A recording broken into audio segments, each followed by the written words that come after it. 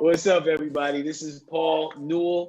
I am here with Vincent Rice and James Drew. We are having a conversation here with the BIPOC Collective, and it's about BIPOC the vote.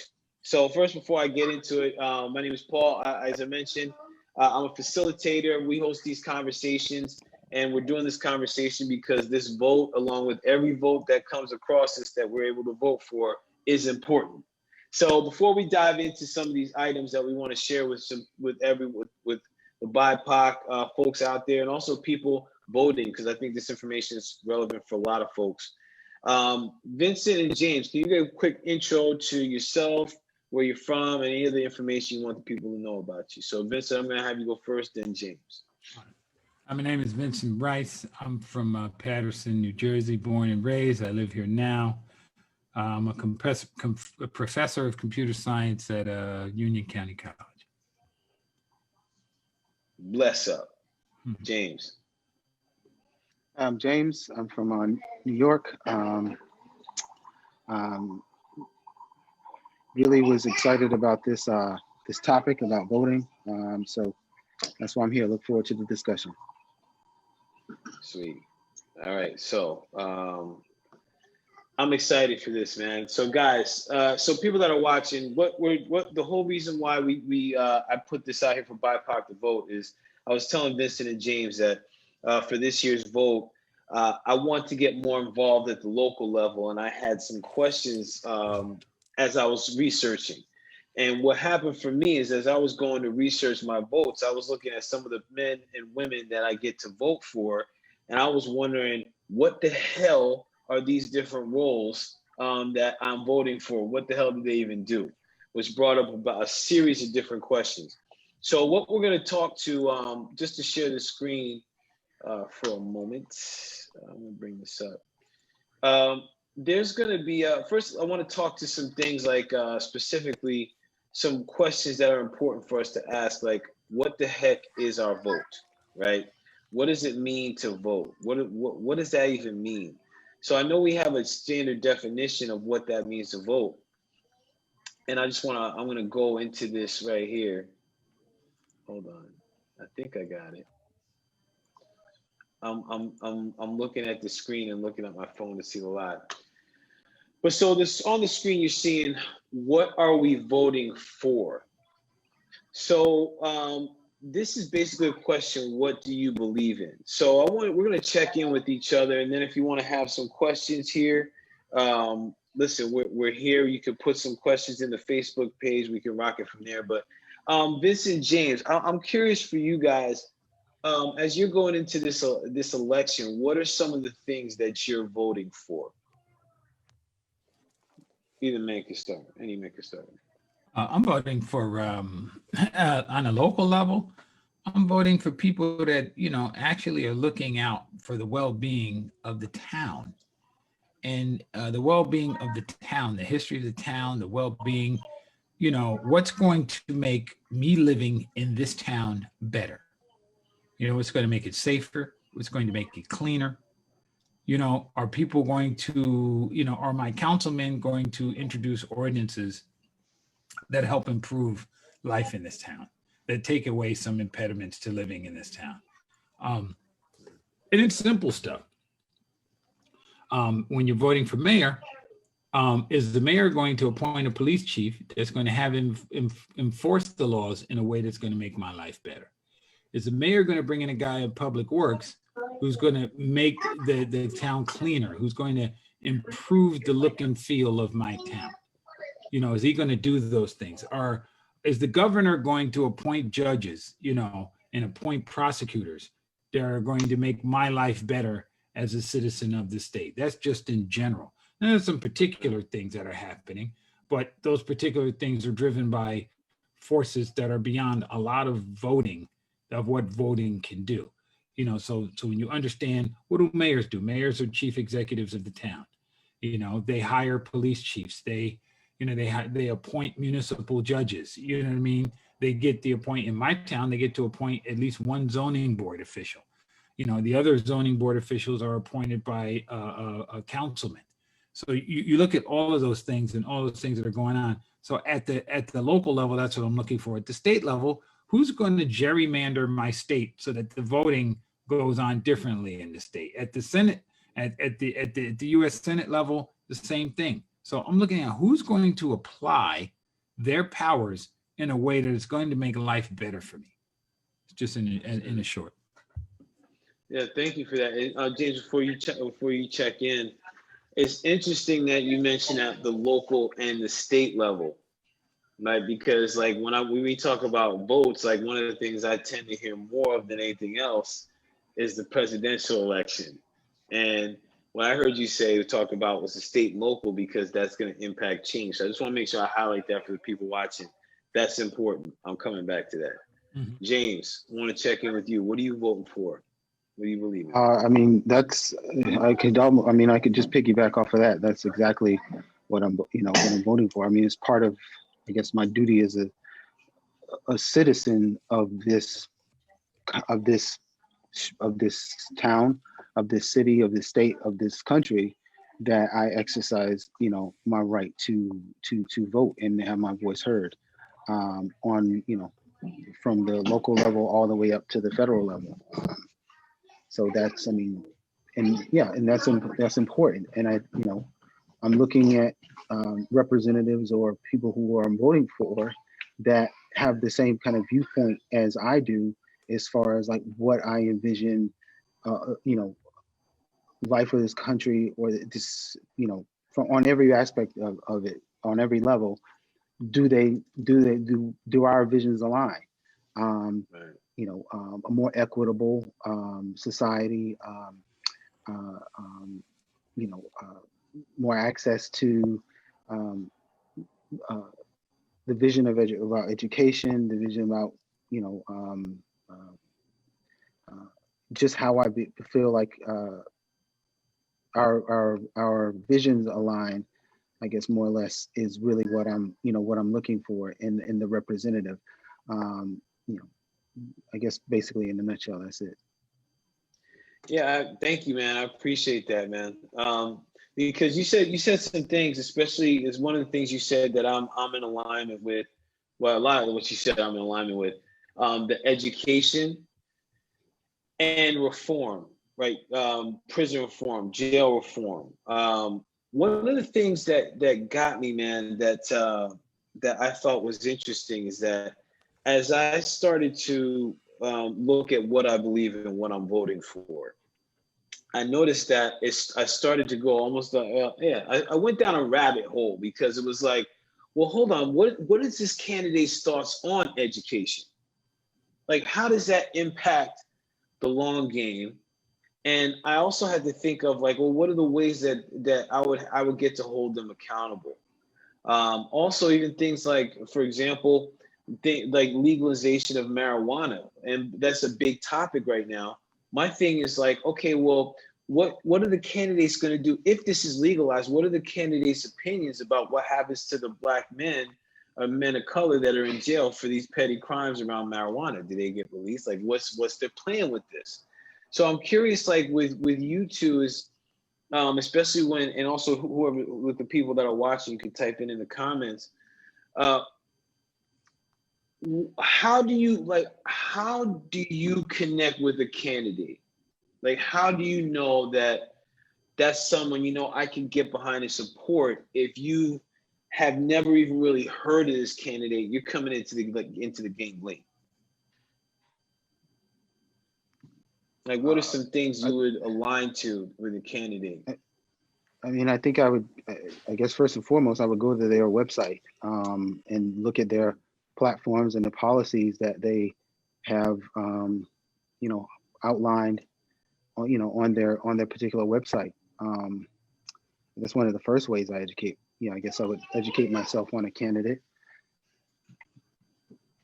Mm-hmm. You go to the website, I'm hearing, educate yourself on them, because that information is power. And start early, and start early, not start as early as you can, not the day of. Hopefully you are leading up to the decision that you're going to make. You are weighing out your options, and you've reviewed the people that you are basically going to be able to vote for, and kind of have a good idea of who you're going to go and swipe the lever for in the ballot box. Yeah, and you know, also an understanding of budgets. You know, certain things people don't understand. There's certain things that candidates want to do that need to be paid for. So you can make all the promises in the world about you're going to do something, but if there's no money to do it, then you know, first of all, there's a built-in excuse for whatever candidate to say, "Well, I couldn't do what I wanted to because there was no money for it." You know. So what you want to do is you want to find out how possible is it, given the current climate, for a given candidate to actually do what they say they. Is it possible that this promise can be carried out? Let me give you an example. You know, I know the big brouhaha now is over Ice Cube having had discussions with, you know, the Trump campaign over his contract for Black America, and he had discussions with both sides. But let's say, okay, whatever's in his contract, let's look at his contract. Let's actually read the contract, right? Read it for substance. Forget about who Ice Cube is as a person. He's a celebrity, what he rapped about, whether he was nice to people, you know, whether he's whatever, right? Look at the contract that he presented, right? And then look at the platforms that the candidates have presented and see if there's any similarities between his contract and the platforms that they're presenting. Is there anything that either candidate is saying in their platform that is already included in the contract? Then you cross those off. Okay, then you can say this guy gets points because he's already adopted some of this stuff, right? Then you look at the remaining things that are in this contract and you say, how many of them are doable and how doable are they? How many of them, if these guys said today, I can do them, do you believe this could be done today? And how many of these things you say, this can be done, this is going to take a while? And how many of these things you say, this is not going to be done right, no time soon?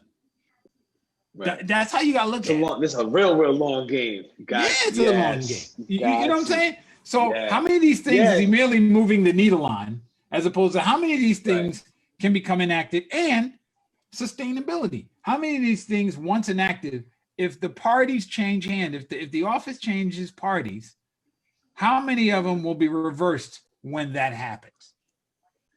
See, man, you're speaking on something key right here, because like this is the thing. Like what I believe in is that when we as a people fail to have that long game, it's like if we fail to have that, it's like we're starting all over again every 4 years. Right. Because it's like, wait a second, okay, we're moving in this direction. Now all of a sudden we got to restart. We got to do something different. James, you gonna say something? You look at criminal justice reform and you look at, let's just say, legalization of marijuana. Those are long games. That's not something that just popped up last year. That's like 10 years, 50, or longer of grassroots level advocating, trying to move the needle, because it's not just a politician, it's public opinion. It's what, that is what really kind of moves it. The politician will move if the public supports, one way or another. So I think that, those are, I guess, a couple of examples of things that have been in the works for a while that are just kind of more or less gaining traction and picked up speed, or just kind of snowball going downhill, that, you kind of see you're on the cusp of actual real reform or real movement. I mean, we talked about Ice Cube's contract with Black America. A lot of that stuff has already been, it's in the House bills currently across the board, looking at the police reform, looking at access to loans within for small, minority-owned or Black businesses, and looking at loans for that. Those are things that have been incorporated already and passed in the House that have, they're not going to move any forward because of kind of currently where we lie in the Senate and then in the executive, in the executive office. And I think that's also why courts are important as well, because you can implement something and it has the popular, it has the majority support or opinion. But if the other side is saying, we don't believe in this and we're going to push and try to get this, reformed or changed or completely wiped out, that's where they go to do that. They go to the court. So are your judges, I mean, what kind of, in a holistic approach, how are we looking at like you said, like Vincent said, how are we looking at the judges and how do they align with our, I guess, the vision of what we think society should look like, and how they are going to interpret things that have been put in place. Well, I'm also telling you that there's a deep, long-seated. First of all, there's a referendum on the New Jersey ballot to make marijuana illegal. Why did they leave off the referendum? The consequences of such. So you're asking what's going to happen to the people that are currently locked up for marijuana. Why wasn't that included in the whole referendum? Like you can't have one without the other. Why wasn't they saying? And when they make it legal, everybody who's locked up for a whatever class felony, is allowable. You know what I'm saying? Whoever's locked up, why can't we automatically make them free if this passes, right? Yeah, the expungement, of records, criminal records based on, that's important. It's connected. So now you have a bunch of guys that are locked up for something that's no longer legal, who will now have a record for doing something that's not even illegal anymore. And that may be an impediment. It's not just now, maybe it should be an impediment because they broke the law. It was an existing law that they knew was illegal and they broke it. But now it's no longer illegal. How is that handled? And why wasn't that thought about? It's just like any other law that they bring into existence. You bring the law, this law comes with other stuff. You know what I mean? The enacting of this law has some consequences. The enacting of this law rolls out in a certain way. So how are we going to engage that? And who are we going to vote for that's going to include those things in terms of when we move on that? How is that going to work out? And people think emotionally about these things and they think cosmetically about these things. They don't think about sustainability. Like you said, they don't think of the long game. They're not future oriented in terms of the way that they pick candidates or do this or do that. And their expectations of the candidates are wrong. There's only, like you said, there's only so much that's going to be done in 4 years. There's only so much that can be done in 8 years. And you don't really see the effect of an 8-year politician in those 8 years. You see the effect of that 8-year politician for a long time, which you can say about, one of the arguments against people who've been long-term politicians is you've been in office long enough for us to see how well you've done. Right. So we can look at what's gone on under your watch and hold you accountable if you've been in office for 20 plus years. We can say as when you started, so how have you contributed to the betterment of my town, to the betterment of my county, my state, et cetera, et cetera. You know what I'm saying? So you see that. Yep. So we need to look at that, and we're not, and we need to stop playing, I get the whole identity politics. I get that, but there's some people. What do you mean by identity politics? Like Democrat, Republican? Or, Democrat, Republican, racial identity, gender identity. There's some people that are in office that share our identities that doesn't share our love for the community. Right. You know what I mean? That don't share our values.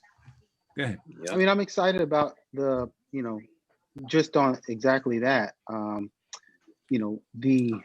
momentum on the local level of people running who are looking at and have their eyes on, and that's one way we hold people accountable or elected officials accountable is, you've been in this seat for this many decades and we are still dealing with the same thing.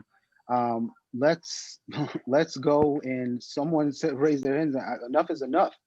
Let's go challenge you, and let's move. If you aren't, doing what if you aren't doing what you say you're supposed to be doing or going to do, then this is this is our opportunity to replace you with someone who will. Well, here's an interesting Right. point about what you just said. There are some politicians who've been in office, in Congress for 20 plus years in both parties, right? Mm-hmm. And in the last 28 years, 16 on a federal level, 16 of them have had Democratic presidential administrations. 16 of the last 28 years. So that's ever since George H.W. Bush. So the Republican National Committee's chairman in 1989 was a guy named Lee Atwater, right? Since Lee Atwater has been chairman, he had a strategy, and his strategy has won. He had a strategy of local to federal. Let's get the right people in the state houses. Let's get the right governors. If this country is so blue, how come the majority of our governors are red? How come the majority of our state houses are red? New York just went blue last year. New York, the state of New York just went blue last year. Think about that. The state of New York, right? So yeah, their strategy of local to national has paid off because they got the right people in the state houses, gerrymandering their districts, is so appointing their local state judges, and the governors appointing state judges and prosecutors. That has worked across the board. And so by funding the smaller local campaigns and funding the state campaigns, they've really taken over this country. They've taken over. By starting local. James, you were gonna say something, comment. Thank you for that, Vince. Oh, thank you. No, yeah, I mean, he's absolutely right. It is that strategy of local to to federal, and staying on staying on that focus and that goal. In that, it can feel like in that particular party, it's very easy to do that because they really have one primary goal. You have they're not opening their tent. They have no intention to. They don't care. Like, if we can gerrymander and we can, off of slim margins, low turnout, pick up seats in the local level, all this, and kind of gradually, work their way up federal, because of, more or less, having a streamlined approach of, less people involved, the better off we are. I think, it can be a challenge when you have a bigger, broader tent, because everyone again has positions, and there's no like one focus, driven. This is our primary goal. I think collectively under the, I guess you say, the Democratic tent, there are a lot of people who have a lot of different, primary goals, and they're all, important and need to be at least acknowledged and addressed and have a seat at the table to discuss. Yeah, see, like, even the fact that we've been talking about local government is something that I think is beneficial. I'm happy we're talking about this, because my concerns and my thoughts are that with all the hubbub debub about like this presidential election and this happened and this person said this and there's a fly on this person's head, it's almost like the media, in my judgment, has it to the point that we are numb to what is really necessary to create change. It's like, we talk so much about these areas that, okay, listen, this is, we're talking about this president or this is happening, and we're focusing on that high level, the federal level, and neglecting a local. I think I had the stats on how many people fail to even fill out the local levels. So now it's like all of a sudden we want things to change, yet wait, how it's going to be we're expecting things to change, yet the things that can change, we have no expectation or awareness of. And what I mean specifically about that, like, just to show Vincent, I want you to go, but I want to show this piece right here, right? About who gets votes.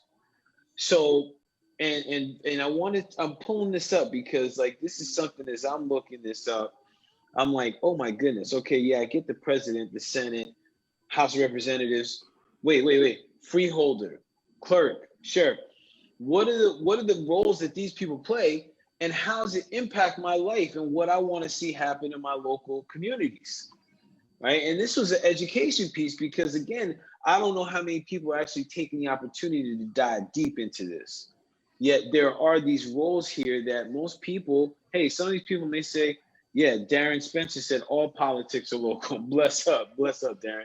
But like, the thing here is, how many people really know the function of these different candidates? Like, I don't know how many people know what the county freeholder does. I'm not sure, but I'll tell you what, I'm going to run down this, okay? And then Vincent, hold your thought, because I want to go through this. I'll go through this pretty fast. So first of all, president, and I'm going to share my screen here so people can see this. The president, responsible for implementing and enforcing laws written by Congress, and to that end appoints the heads of the federal agencies, including the cabinet. Vice president is also part of the executive branch, ready to assume the presidency should the need arise. Senate, along with the United States. Yeah. Yep. The vice president also decides the tie-breaking vote in the effect that the Senate has a tie vote. The vice president is the tiebreaker vote. So if the Senate is tied 50-50 on a vote, it's the vice president that casts the deciding vote. So the vice president has a role in the Senate. So you may have overlooked the vice president's role in the Senate, but they have a role in the Senate. And that's an important role. Yes. Because that can have something sway to one side or the other. Correct. Yes. Am I hearing you? So we're looking to, Mike Pence, who has cast a deciding vote in the Senate now, and if Biden wins the election, then it'll be Vice President Harris casting the deciding vote in the Senate, and that would include votes for Supreme Court justices, votes for laws, votes for everything else as well. Don't the Republican? Well, yeah, I mean. What are you gonna say, James? No, sorry. Go ahead. No, he's vice president. Yeah, they do have this tie vote in the Senate if they tie-breaking vote in the Senate, if there is a tie. Yeah. Interesting. Okay. Thank you, man. So see, clearing up, we're learning. The Senate, along with the United States House of Representatives, votes on which laws the United States should have. In most cases, both of these groups have to agree on the suggested law, and the president has to sign it before it becomes a law. Comments. So listen, this plays in because Senate votes on which laws the United States should have. Now, again, how many people are voting? What's up with your Senate? For the Jersey folks, Cory Booker, Ricken Maida, Veronica Fernandez, Madeline Hoffman, Daniel Burke. Those are Jersey cats. Okay? You know what they did? House of Representatives. There's a whole wait. Who'd you just name though? This is what I got on my ballot. Cory Booker. Oh, for you guys. Okay. Yeah. Yep. Okay, who's running this time? Okay, I got you. Yes. I got you. So, and this is important. Thank you for asking the question because you have different candidates. And this is the thing about doing the research, right? This is doing the research. You got your Valen thing. How many people actually go through like, well, what do these people represent? Like James said, go to the website. House of Representatives makes and passes federal laws. The House is one of the Congress's two chambers. The other is U.S. Senate and part of the federal government's legislative branch. So again, who are the people who are your candidates for this? What do they believe in? What is their vote? And what are you voting for? Freeholder board's duties include, this is what I researched, guys. This is preparing and adopting the county budget, authorizing expenditures and bonds, appointing county officials and members to boards, commissions, and authorities.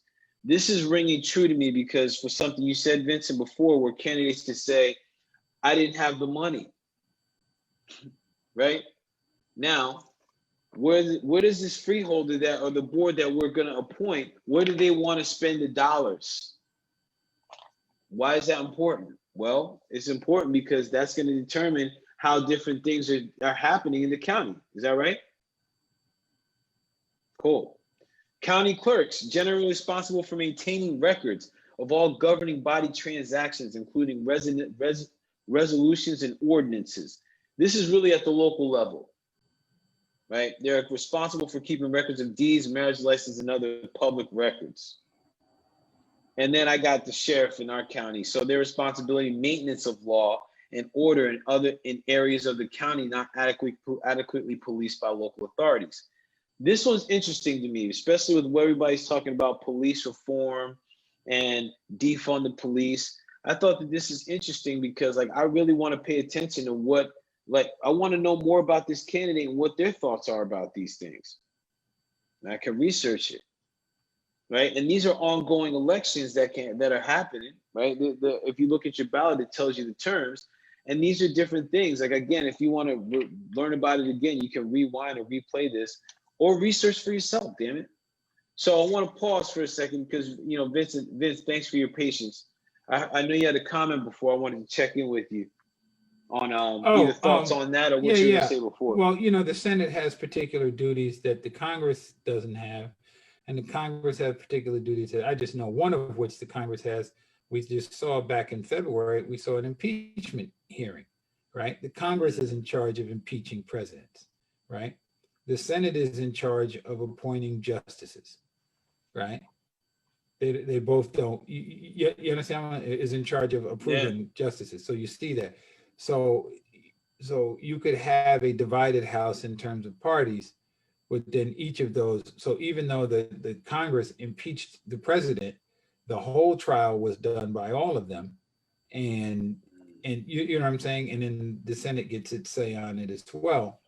And similarly with judges, you know, the president appoints the Supreme Court justices in a committee of people from the Senate. They hold hearings, and then they produce a vote on the justice as well.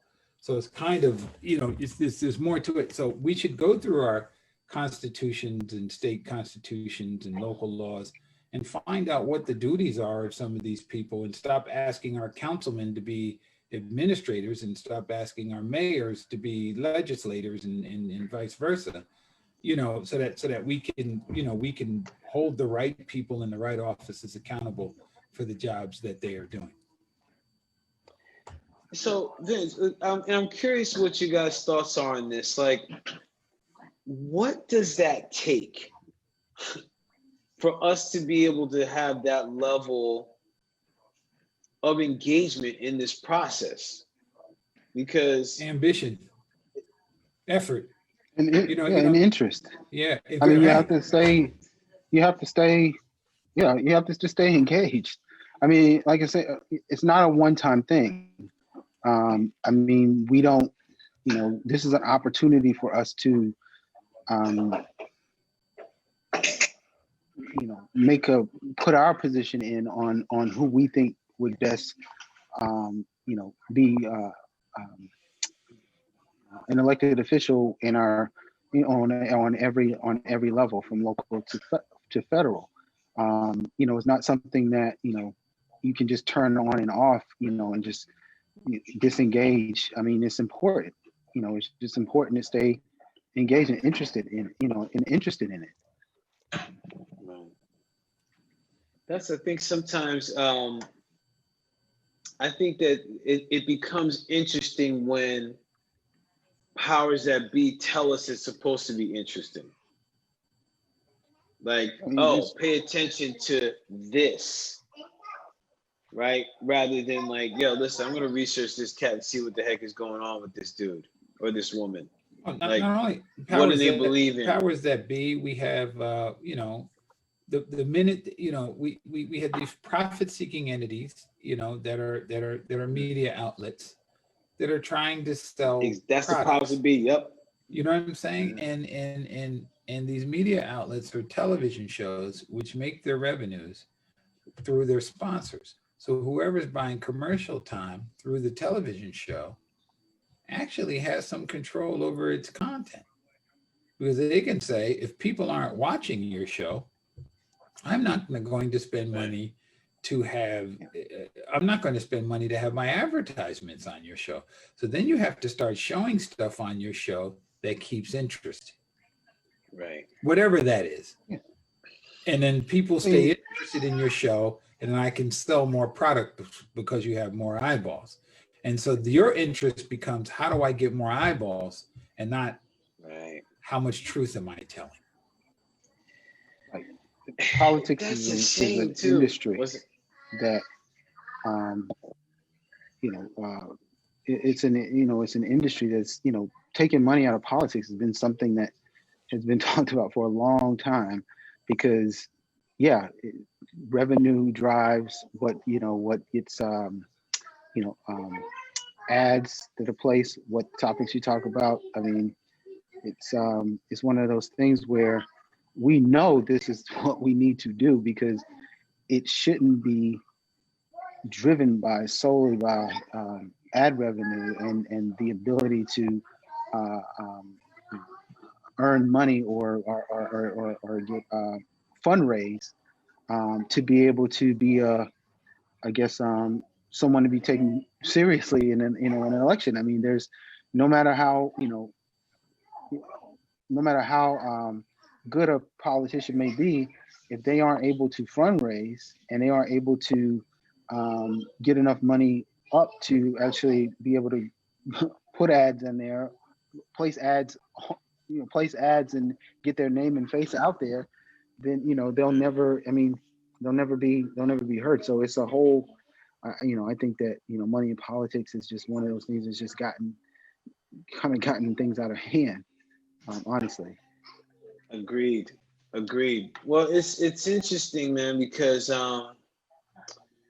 it's like, you hit it on the head, James. It's like it's a money game. I think put it out there. I really think Black people are like a pawn in politics. It's like, well, I'm going to give you this and make you think that this is going to happen, and then it doesn't happen, and then we're like, well, what happened? But that's still Lucy with the football, the Charlie Brown trick. How many times are we going to go for that same trick? We just keep, once again, it goes back to what I said preliminarily, right? Mm-hmm. We are looking to get the largest possible change, or everybody is. It's not just us. When you own a company, I heard this on an episode of House. The key is to make the most. Yeah, the show is really true. All right. The key is to make the most possible money doing the least work you can possibly do. It's really what it is. So in politics is formed so that you can get the best possible advantage and the most possible control, putting in the least possible effort. It is an efficiency model. I want lower input to get the same or larger output, right? That's really what this game is about. And what happens is the Republicans put the work in, man. The Republicans put the work in. They put the Democrats and don't want them going in the local level, right? That's them going in the local level. They put the work in. Slowly build. They put the work in. They put the work in, and they're enjoying the spoils of putting that work in. You know what I mean? And the problem with the Democrats, A, they're spread thin. B, they're still operating on a 19th century model, right? And they don't want none of that smoke, though. They don't want that smoke. They don't. Right. They don't want to sacrifice the way that they need to sacrifice to win. They do not. The Republican Party is like, look, we're putting this. This is what our game is centered on, and we going with this till the end. And we're gonna lose with this same center, even though they don't even believe in half of the stuff that they do. They stuck with it because they know that. Go ahead. I'm sorry, James. No, I'm sorry. Go ahead. Even No, though I think it's. oh, Oh, you're sorry. Yeah, Vince, Go ahead. finish and then Vince, Yeah, finish. finish. Sorry. Yeah. Yeah, finish. So it's they can't possibly, they're too contradictory to believe in everything that they've put forward. You know, their whole platform has contradictory angles on it, right? But that given said, they have the backing of the people who support them, even though that is a minority nationally of the voters. They have a solid base of people who are going to go with whatever they're selling. They stick with the plan. Yeah. Thank you. That's I guess that's easy Vince. when that you know that model looks the same. Like there is no differentiation within that party, and they have no intention of that. I think that it's you can look at it. You can look at the Senate. You can look at and see the Republican Senate. You can look at Republicans in Congress, and you can see what that looks like. It's very very obvious. I think that there's a broader coalition within, I think, the Democratic Party. Well, James, why don't you illuminate as to what is so obvious about what they do, and why is it less obvious than what the Democrats do? No, I don't think it's less obvious. I think it's pretty, I mean, homogenous as far as what their interests are, who they represent. I think. And you're saying the Democratic Party isn't that obvious what their interests are and who they represent. Is that what you're saying? No, I'm saying that it's a broader, bigger, larger tent that the Democratic Party has, or that they want to, or embracing, and embracing, what has been the minority, which is slowly transitioning to a majority of this country and the demographics of the country. I think it's very clear. So this is like what you say, and from what I'm hearing you say, it's like the umbrella under for the Democratic Party is large as far as what they address. Is that what I'm hearing you say? Yeah, the people that they want to bring in. I mean, you're looking at the LGBTQ community. You're looking at the minority community.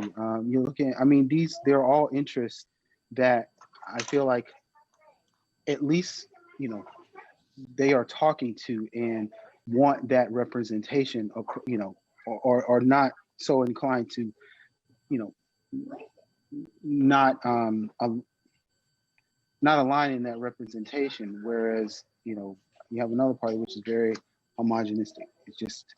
Well, there are the log cabin Republicans, so they're not as homogenous as one might think. They just have a larger share of core-centered followers than the Democratic Party does.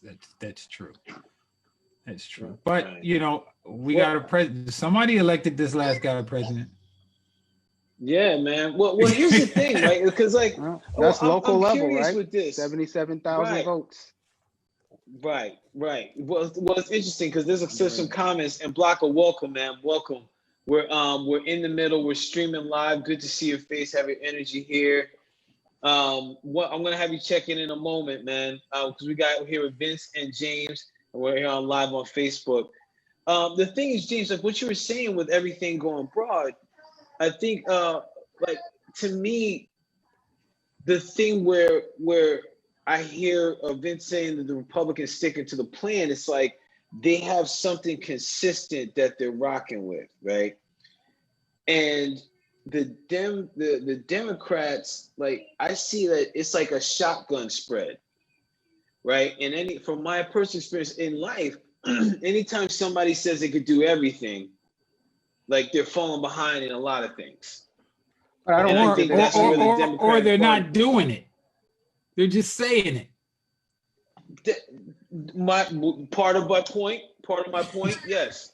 So hey, Block, I want you to check in. If you can introduce yourself, where you're calling in from, please. Thanks, Paul. Good to be here. Good to join you, man. I'm calling from South Africa, Gauteng province, in a city called Johannesburg, but I tend to call it Johannesburg. Very interested to be in this topic, which talks about vote, because I think a lot of times, most of my people, let me distinguish, because my people is a human race again. Most of them, the confusion that is there when it comes to voting is just choosing maybe the favorite person without choosing maybe the condition that is being set up, or maybe the direction that the party is bringing, the vision and the policies and the betterment of themselves. The same thing that happens in South Africa. People can be loyal to a political party because of their upbringing, because of their family history, because of what the political party has done in the past, and they don't look at what the political party is doing now or has also not done, but just being loyalist, I call those like biased voters, because voting is a right, first of all, before we go any further into that. But what kind of a right is voting to? What does it access you? What does it enable you to do? Does it really speak for you? And how do we monitor votes at the same time? Not to say in the polling stations, but afterwards when the member of the constituency has been voted in or the president is voted in, is there an assessment that is there? Is there a criteria that is there? And also, first of all, do we also look at to say, let's say if someone is from Chicago, do we look at their track record of leadership? Do we look at their background of also what they have studied? First of all, because a lot of people, like where I'm from in Africa, everyone that is studying politics now is for the betterment of themselves through assessing of tenders and getting these other things, but they don't go beyond, because politics is also a Greek word, from my understanding. And I change it into my slang to say it's politricks, actually, because poly is many, and then there's tricks. But you can also come back to say it could be poly, and then what? And then the legs on the other side, it could be lysis again, because it's sucking on people to feed on that without saving them, especially now with what's going on in America and especially in South Africa. How do we educate people about the voting criteria to say, I think I was reading from somewhere that one area can be so influential to vote for itself so that they can have the power and determine what they want, what they do. And then do we create a council that advises those certain people? And then again, does the legislation that is there currently, does it save us? Does it save the marginalized? Is it futuristic? Is it also partaking into the growth of the economy, or maybe also the places, the geographical places where they're at? And then again, how do we make sure that when people come into power, they can be monitored, that they don't become more than that, what they're supposed to do means, and all that safeguarding measures with that, So I'm very interested when it comes to votes. And then again, to say, do we have enough time to educate people before the voting time? Or we just do it now and do promises, we're going to deliver this? Because poor people always vote for someone that gives them something or promises. Like where I'm from, now we're going to go into a voting season. That's when you'll know that, that guy is the mayor, that guy is the MP. There start to be new infrastructures and everything. But all along, you'll discover that maybe, let's say someone is from Soweto. The MP doesn't stay in Soweto. He stays in a place in Sandton, So for him to know that Soweto doesn't have water, doesn't have electricity, doesn't have schools and adequacy, and doesn't have a library, doesn't even have a skate park. And then again, do we have infrastructures that are there to advise the politician to say, this is what's needed in the area? And then again, do we have academics being involved into this? Because they are the people that study the area. Do we have psychologists that also deal with the community to say, this is what the community needs? And then again, when it comes to voting, especially in leaders, how do we get the young ones involved? at a young age. Because in my country and in the continent of Africa, you hear someone is youth and they're 35 years old and you're like, what's going on? You're not youth, man. You grown up. You don't know what the youth is experiencing, because for me, the youth is 15 years old. And they have different aspirations and they have different things. So how do you speak for the youth? How do we bridge that gap in between into that? And to also say, how do we build the young ones in terms of being a mentor and a mentee? Because it's vice versa. Because I believe if you're a mentor, you also must be mentored by your mentee, so that you can listen to them and understand what they want, what direction they want to take. And also for me, I find it very problematic that the current times is being led. Please understand me well. I say this with the most humblest way, but not apologetic. I think people that are in power, that are leading, are really old for these current times, because the world is advancing into a different direction. And again, speaking truth. And then again, the last part, we can't be led with people that haven't dealt with their trauma, because there's a lot of collective trauma into these leaders. Some of them were at war. They still want to run the countries like it was that time at war. They don't know how to integrate and interact with the collective unity so that we can progress presently and into the future. But how do we deal with leaders that have never been accountable for murdering others? You know, like it's currently a moment of time in South Africa. We're led by a capitalist called Cyril Ramaphosa, who's still accountable for 39 murders of Marikana, but no one talks about that. And then at the same time, you have a parliament that has got 360 people, that all of them are scared of this guy because that guy knows data about them because he's been into their pockets. And to say, when does the conscience kick in into the 360 people in parliament to say no to one person, but not to be scared of the sort of like the party? Because remember, we have a party slogan: everyone is loyal to the party, first of all. They will always vote for the party before the person. But how do they become accountable to themselves to realize that whatever they're doing, they are affecting the people that voted, because they miss that? Because you're not in power because you voted for yourself. It's the people that govern. We've missed that. The people shall govern. Like even in South Africa, the Freedom Charter says it. The people shall govern, but people are not governing. Individuals are governing in their own manners, party slogans and everything like that. So good to be here.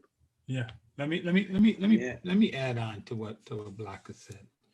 Yeah, man. You know, the government is the people, and this is where we fail as a nation, as all nations fail. And maybe we're not failing at all. Maybe what's happening in the United States or in South Africa, whatever, is exactly what the people want to happen. And I'm going to say this much: is you know, we got people getting killed, in the streets by law enforcement officers. We got things that aren't happening in this other area. We got all of these things that are happening. And I've always maintained this. If the people wanted it differently, it would be different. We are actually comforted by these police killings as a collective, not me personally, but the United States is comforted by it. I believe whenever a Black person gets killed out there, the nation rests comfortably because they say, if they'll do that to this person over this thing, they will definitely protect me from them. That is what they are saying, Wow. and the people are the government. When we as a collective want it different, it will change. The reason that the current president has the power he has is because the Congress and the senators that support him know that the people are behind this guy. The only thing to prove that they aren't is if he loses and they lose. So long as these guys are winning that's why I said you start at the local level. They built these state houses so that they could gerrymander these districts to keep these things in power and to keep happening. And you got local politicians, both Democrat and Republican, who shouldn't be in office. Right. And they're there because of people's laziness, because of people's apathy. You know what I mean? They are there by virtue of the fact that people are either lazy or they support the current conditions, neither of which is good. Now, the laziness and the apathy are both driven by the current conditions. The current conditions make people lazy, make people apathetic. They make people like that. Like, what's the use? Why should I get out and go vote? Why should I? Voting is a right. You are not compelled to vote. You don't have to vote.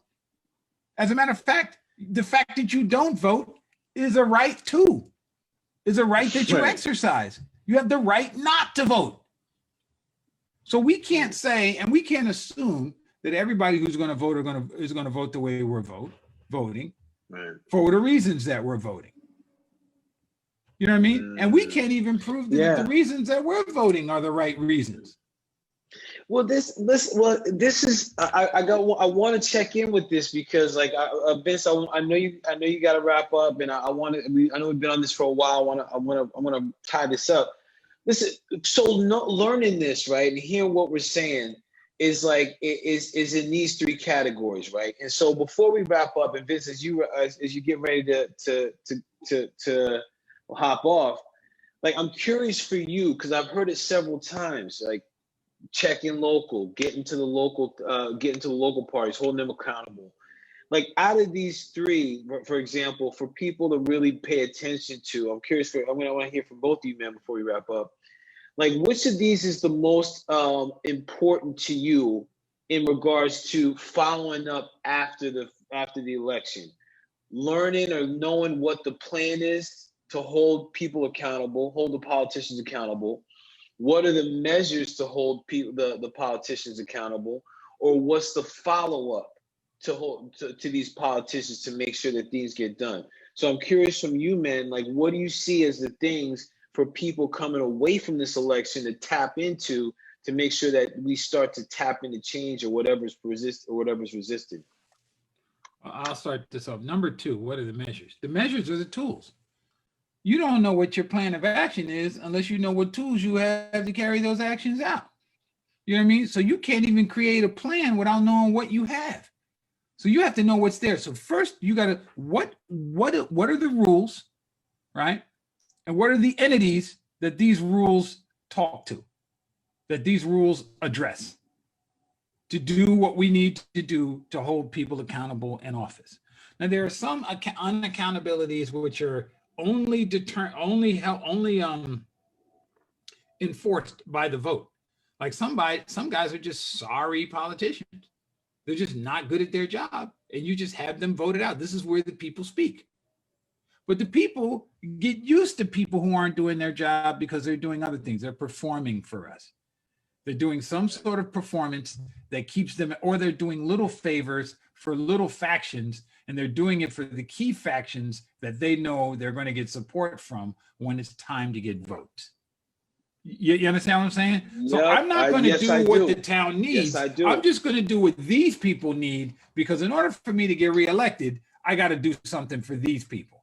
Meanwhile, you got double parking, you got noise ordinances being disobeyed. You got, trash ordinances being disobeyed that nobody's doing anything about, because if those laws are enforced, you're really stepping on the toes of the people who support you. Yeah. I'm sorry. And by the way, AB's talking right here on the chat. He's saying, listen, I like what he's saying. I believe everybody gets one team until we get results. Stop party politics, right? And I think that ties into what you're saying, Vince. Like, listen, you don't get results, so you're not doing for the people, then you get your ass out. Right. Absolutely. Because you're in it for the money rather than for the people and for what you're supposed to do in the office. Blocker, man, up to you, man.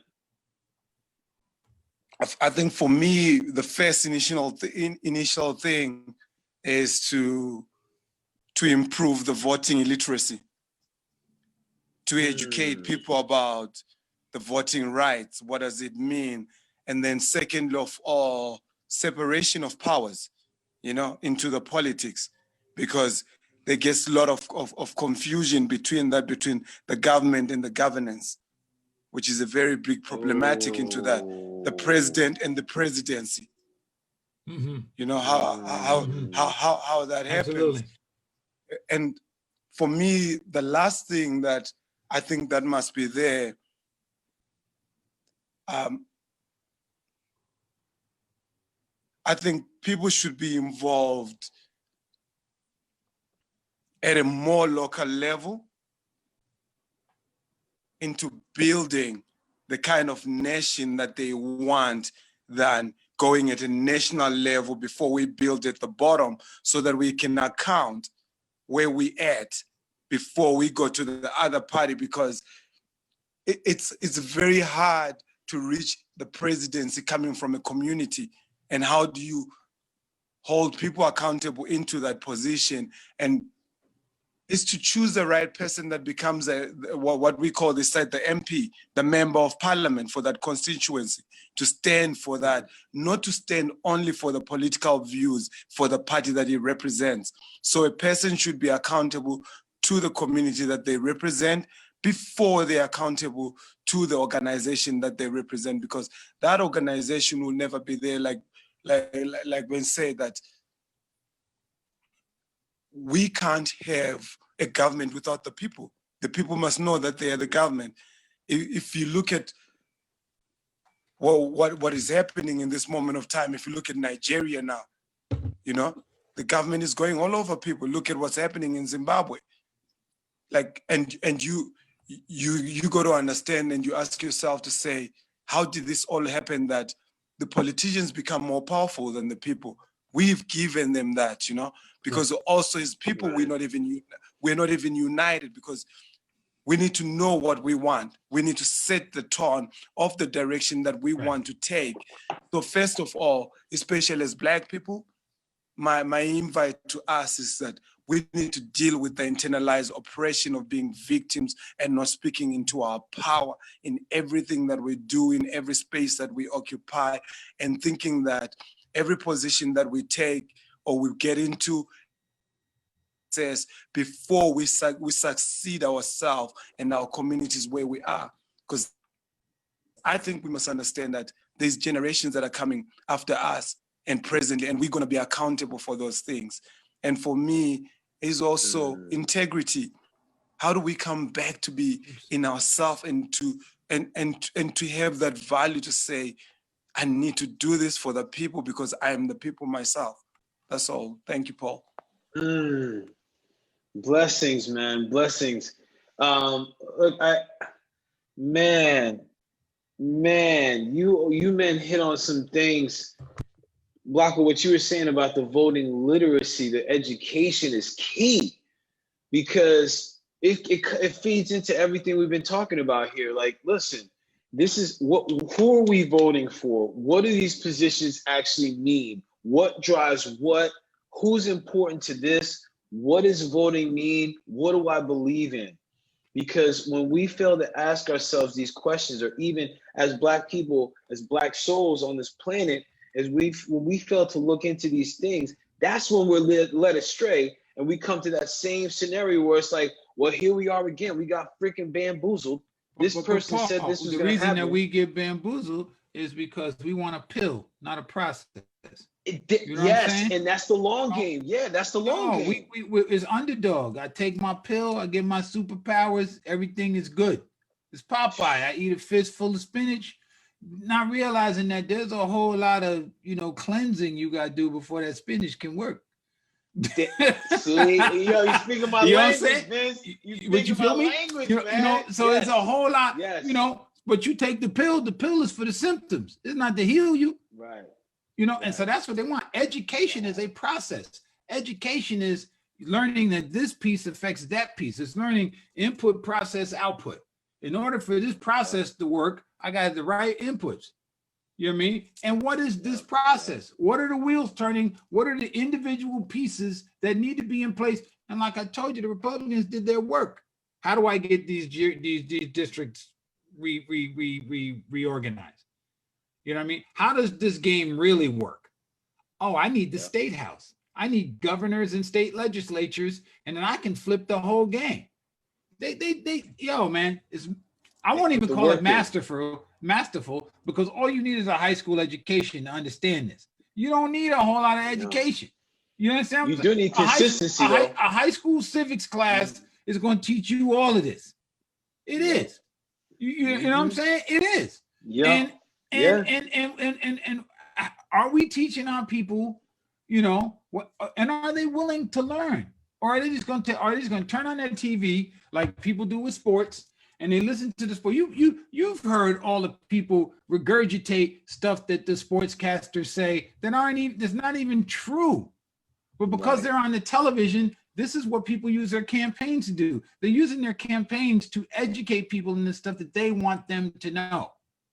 So what we need are other campaigns. You know, remember, growing up, we had something called Schoolhouse Rock. You know what I mean? And Schoolhouse Rock, yes. You know what I'm saying? Yo, remember, I'm just the bill, right? I'm just the bill describes how laws were made. You know what I mean? We need to go back to that framework of describing, you know, this is how it all runs down. This is the responsibility of your municipal judges over your, you know, do you realize county judges in New Jersey are appointed by the governor, not by any county officer. The governor appoints both county judges and prosecutors. You didn't realize that. You know what I'm saying? It's done at that level. So the governor has lots of powers. It's lots of powers over what they do. You got to understand. So when you're voting for a governor, this is what they're doing. This is how it's all going to fall down. Right? You know, so people don't know that. People are going to their councilmen to get potholes fixed, to get double parking fixed. That's not, you go to the police commissioner for that.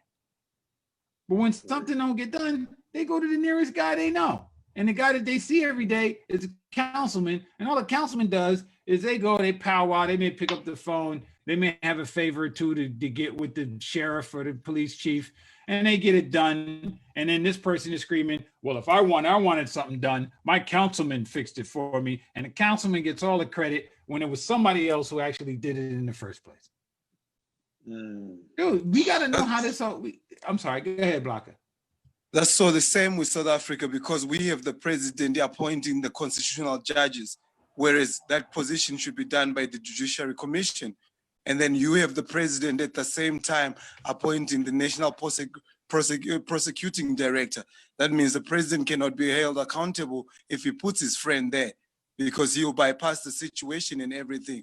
That's what I was saying, how do we separate all those powers? But one of also the bigger plan that needs to happen in the current times, I think, is the gender diversity that we need to speak into, where we need to bring balance. We need more women in politics, you know, because a lot of men, I think, we've buckled so much and we can't speak enough because we have so much ego. And I think we need the views for the women. We need to understand which direction they're viewing, because they've been more oppressed more enough. So I think we need laws that will liberate them in having more positions into the government, into the councils, and into the president, because it's so crazy that even some women don't even vote for women, you know, because women have taught to hate women, because black men hate women. And then besides black men hate women. And besides that, how do we separate that and look at a woman just because of their leader, than just look at them from a gender perspective or a sexuality perspective, because that's also an undermining position. And how do we create that? By having more spaces for women to lead and more positions to do that. Like in South Africa now, you need to have a balanced criteria where even in the management, if ever there's five positions, 3 must be women. You know, how do we come back to that to say in the government, if there's position like this, certain things like this must go to women, not only undermining positions, let's put them in positions of power so that they can be influential. Thank you. Blessings, Blocker. And Vince, I know you got to rock, man. Thank you for being here. Blocker, man, I wish we're gonna have more time with this. I'm appreciative for what you men just put on Block. I'm glad you came in, because you hit some points about the gender, the gender piece in that, because that's another piece on an energetic level. that I think the collective masculinity is freaking, it's a whole shakeup that gets to happen. And Vince, that talks to something you said in before, where it's like, yo, we got to break this all down to build it all back up. And some people don't want to do that because they want the pill. So listen, people that tuned in, people that are watching, thank you for joining in. I'm gonna tag Vincent and Blanca on the Facebook. So there's a lot of questions in there, guys. We get a chance to read through, maybe type some responses. A lot of great stuff. And Darren, for you, Vince was in. Thank you all for checking in. Thank you for being a part of the BIPOC Collective discussion. We'll be back next month. I appreciate you all. And BIPOC your vote, man. Get educated. Be aware. And when you vote, man, stay in the game. Stay in it. Because, yo, we get to hold them accountable and shift shit. This is Paul. I'm out. Peace.